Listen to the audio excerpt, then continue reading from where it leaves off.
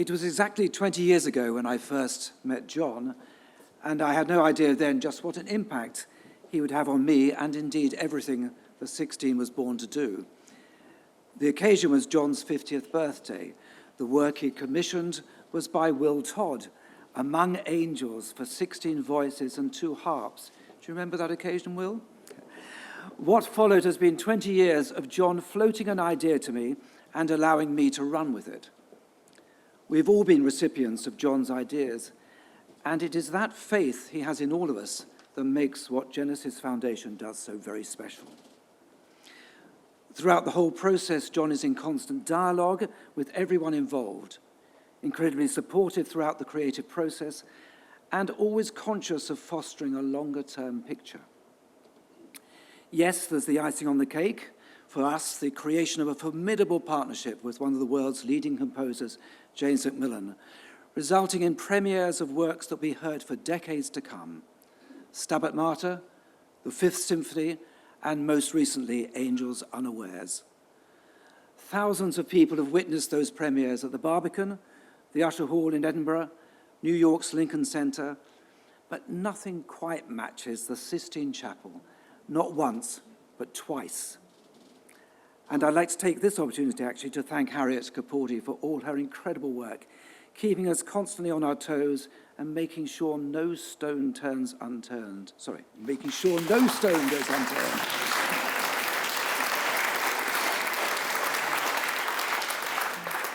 But it's Genesis 16 which exemplifies the Foundation's commitment to unleashing creativity. Genesis 16 is now approaching its 16th year. It allows us to unearth talent, nurture it, and let it blossom, showing students what might be out there for them in the creative world of the arts.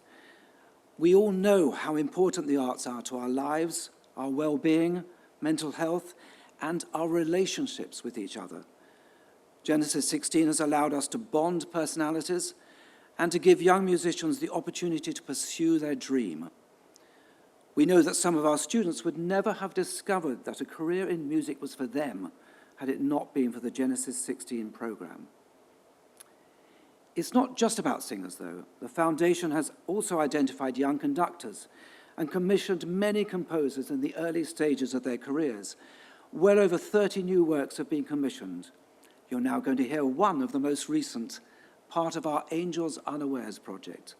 Millicent B. James's dramatic depiction of the call of Isaiah, and I'm absolutely delighted that Millicent has made it down here with us tonight. The poem is by the late Robert Willis, and to perform it, I've assembled 11 alumni of Genesis 16, alongside all the tutors from the 16 who play such a key role in the development of this amazing scheme. John, you've quite simply changed our lives, made us all begin to understand who we are and what we stand for. Please keep those ideas flowing.